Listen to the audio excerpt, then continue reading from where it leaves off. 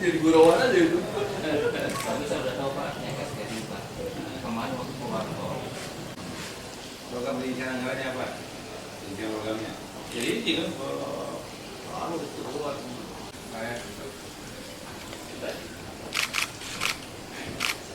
Yang muda lah, mereka.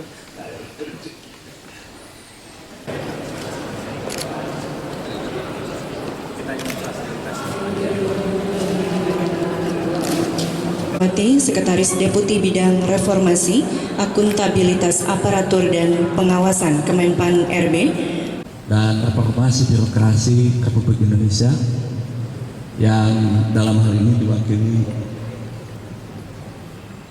oleh Sekretaris Deputi Bidang RB, Akuntabilitas Aparatur dan Pengawasan Kementerian Pan RB, sahabat saya waktu di Jambi, Kang Didik Nurdiatmoko, Wilujeng Suping, Kang Didik. Terima kasih. Ini sahabat saya, Kuliah Desta. Satu kelas, Kang Ahmad saya. Pak Gubernur, Bapak sekalian, kami ditugaskan di sini untuk melakukan dua evaluasi, yaitu evaluasi atas penerapan reformasi birokrasi dan evaluasi atas akuntabilitas kinerja instansi pemerintah.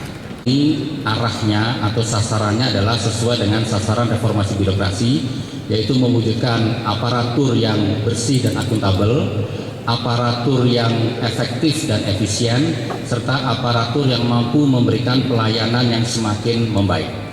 Jadi arahnya adalah seperti itu. Tujuan evaluasi kami sederhana sekali. Kami mengarahkan kami akan memetakan penerapan baik RB, reformasi birokrasi, maupun akuntabilitas kinerja. Bagaimana posisi atau kondisi penerapan RB dan akuntabilitas kinerja di masing-masing provinsi dan kabupaten kota. Yang kedua, kami akan memberikan saran masukan untuk perbaikan. Tentu saja jika Ibu Bapak menerima saran perbaikan dari kami. Jadi tugas kami adalah memberikan saran perbaikan supaya kualitas implementasi dua hal ini akan menjadi semakin membaik. Ibu barakatuh. Sampurasun. Alhamdulillahirabbil alamin.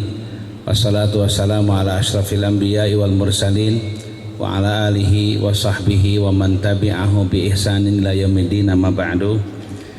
Yang saya hormati Sekretaris Deputi Bidang Reformasi Birokrasi, Akuntabilitas Aparatur dan Pengawasan pada Kementerian Pan RB, Bapak Didit Nurdiatmoko beserta Pak Teguh Wijanarko, Pak Sekda, Kasda 4, para asisten, para pembina OPD di pemerintah provinsi. Tidak sesuai dengan anggaran yang kita keluarkan, itulah penyimpangan.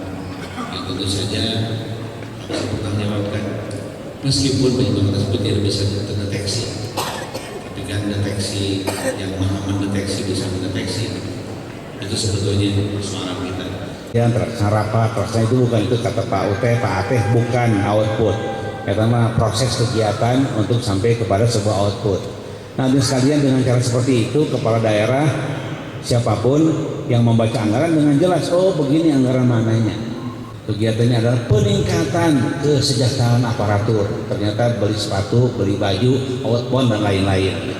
Dengan demikian sekarang kalau dulu rincian program itu ada rincian kegiatan dari sebuah program itu ada pada RKA ketika menjelang BPA ditetapkan, yaitu ada tafsir murni.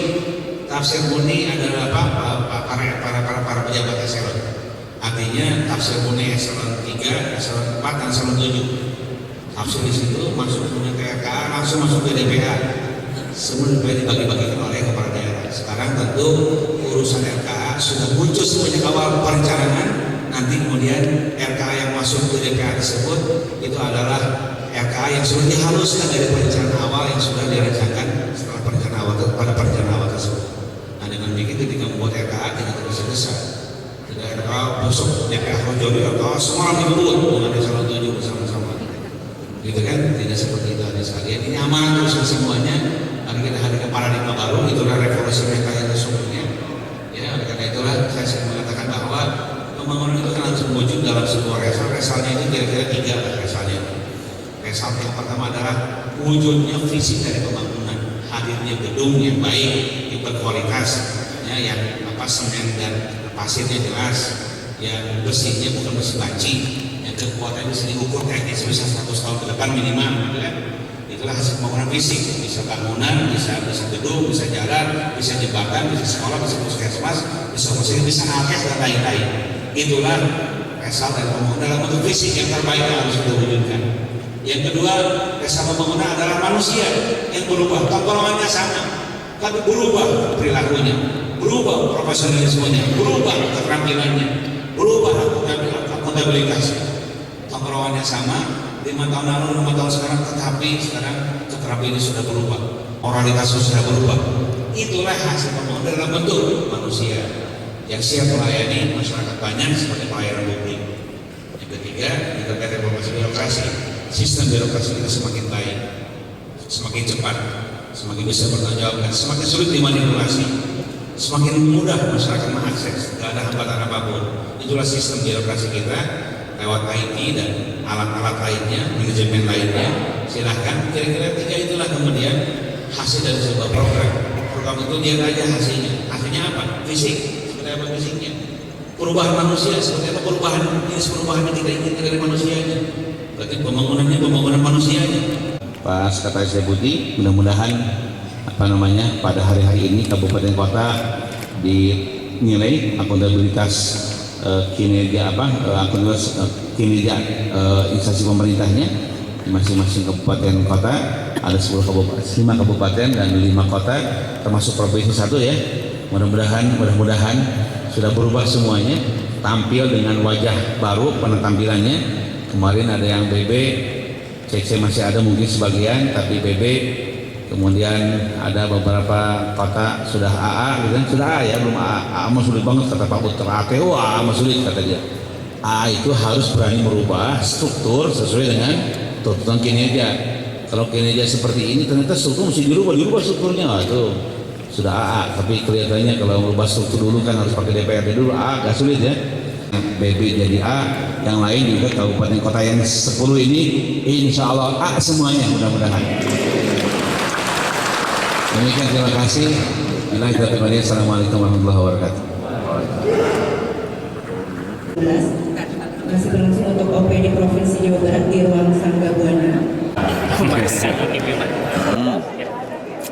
Ya, hari ini kita mengikuti evaluasi tentang AKIP ya, akuntabilitas kinerja dari pemerintah ya, yang memang dilaksanakan hari ini ada 5 kota dan 5 kabupaten. Ini program gagasan dari Gubernur dengan Menpan RB ya. Nah, untuk pelaksanaan Kota Bandung nampaknya nanti akan dilaksanakan di gedung auditorium, insya Allah jam 1 nanti. Dan saya berharap dengan adanya evaluasi ini kita akan semakin tahu bagaimana perkembangan ya AKIP ini di Kota Bandung. Itu harapan kita sih ya, seperti itu. Dan kelihatannya sih Kota Bandung mudah-mudahan, kalau tadi ngobrol dengan teman-teman yang lain, kota kabupaten lain, ya karena kita sudah A, ya mudah-mudahan kita jadi percontohan juga. Dan ini memang menjadi sebuah beban dan sekaligus untuk memotivasi kami, ya kita ke Kota Bandung harus lebih baik karena kita sudah punya nilai A. Itu aja ya. Oke. Ya, mudah-mudahan ya.